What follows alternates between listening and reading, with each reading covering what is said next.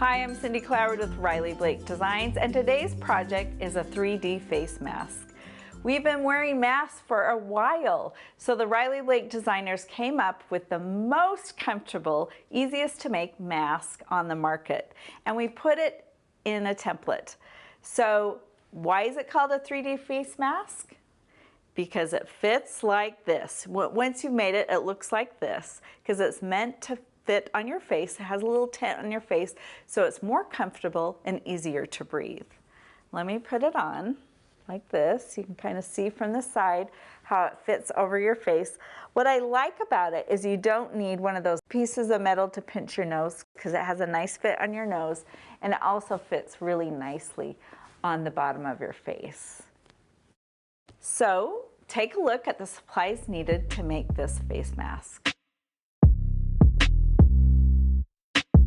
So now that you've seen the supplies, I did want to show you that this is pre-cut friendly. So a lot of times we have pre-cuts. You can use your favorite to make the face mask. This is what the template looks like. It comes with a detailed pattern with lots of pictures, really easy to make. And what's fun about having a template is you can use it with any fabric. So you can choose your favorite fabrics and stylize your mask to whatever you're wearing or what your kids would like to wear. So it makes it fun to customize your own face mask. So today I'm using a texture print from Gervais, and you really don't need a lot of supplies. I really do like this mat, a rotating mat designed by Daley. Makes it easier to cut out your face mask. I previously cut out these 8x10 pieces of fabric, and I am going to put them right sides together and fold it over for cutting.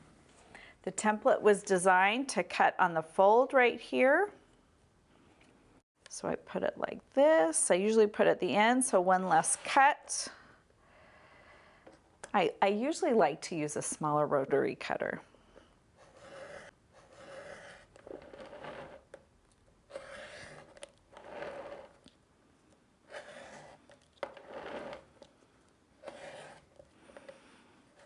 Okay, sometimes you just have a couple ends you need to finish trimming off.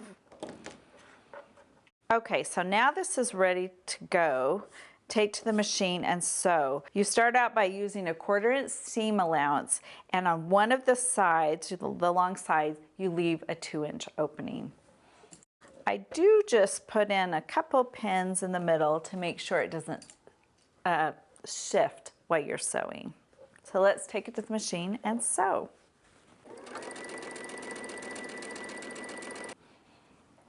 All right, we take our pins out. Inspect at both sides, make sure we caught everything. Now I'm just going to trim off my corners, being very careful not to get too close to my threads.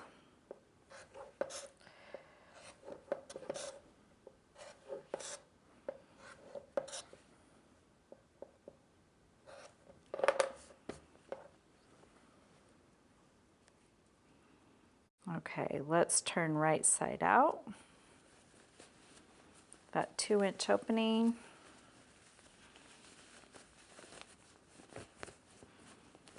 Now is a good time for a turning tool. I love this new flamingo pointer stiletto. I think it's great for popping out your corners.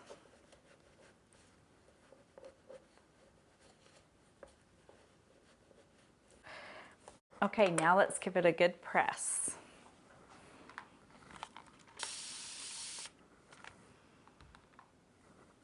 Okay, I still like to just give it one last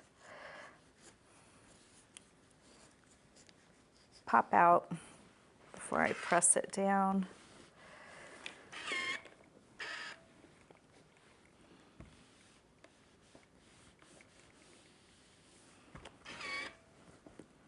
Just gonna roll those under just a little bit, just like that. Kind of finger press it.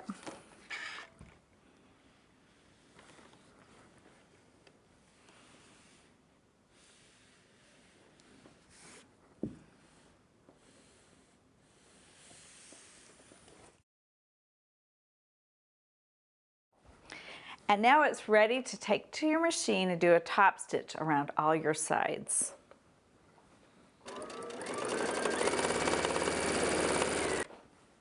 Okay, bring it back over and trim off any threads you may have.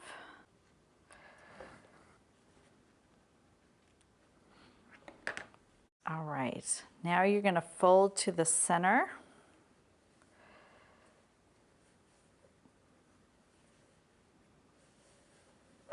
And give it a quick press.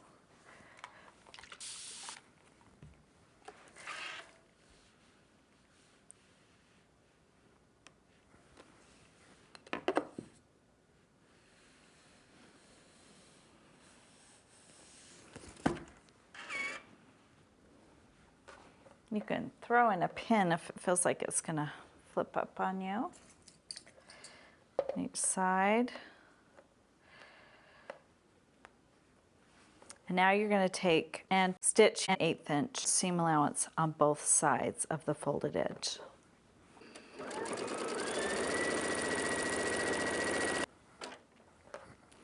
Take your pins out and trim off any loose threads.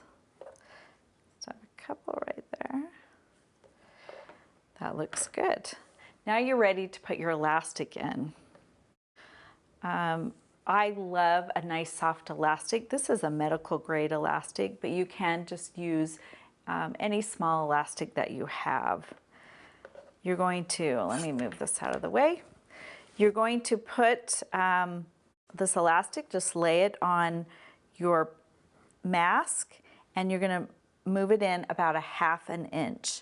Again, the elastic can be adjustable for your face. We say 8 to 10 inches, so whatever works for your face on the length of the elastic. You're going to roll it over like this. So 1/2 inch rolled over. I throw a couple pins in there.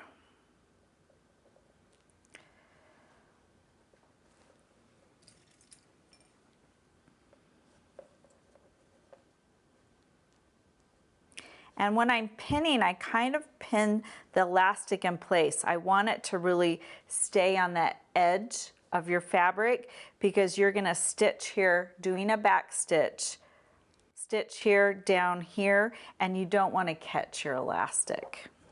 You want that elastic to be able to move back and forth inside that casing.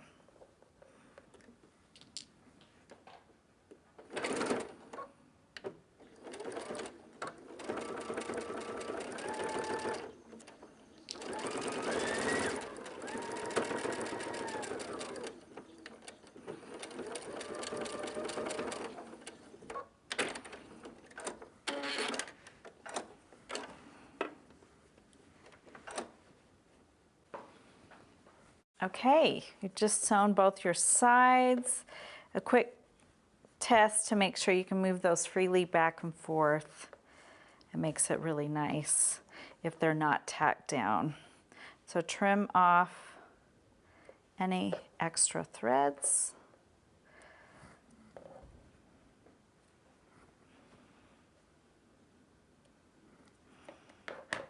Okay, the next and almost final step is to flip up these little flaps next to your stitch line where you made that casing and pin.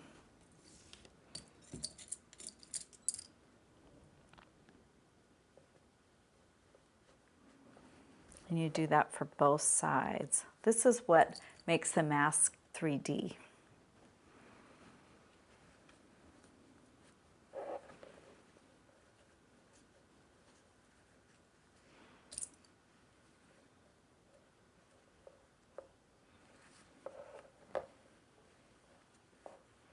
See how you just line it right next to your previously stitched casing.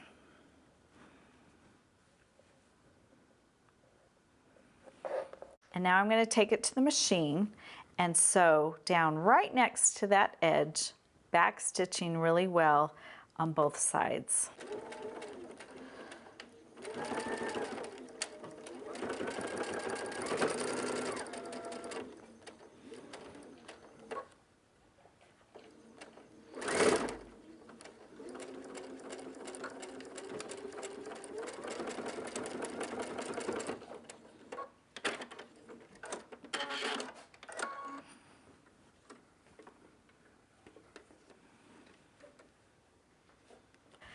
stitched both sides. Take a look, inspect it. It should have that 3D tent look.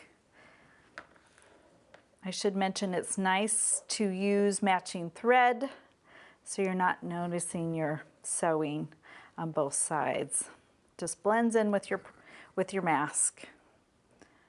Do a little more trim. The last thing you need to do is tie your elastic to finish it off. So I just make a square knot, right over left, left over right, make sure, and then with that little square knot, you just kind of rotate that around into the casing. It hides your knot end.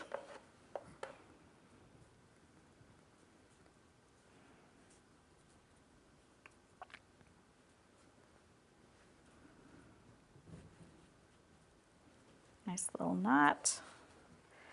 Rotate that around. And your mask is finished. And it's just that easy to make a 3D face mask out of a Riley Blake Design template.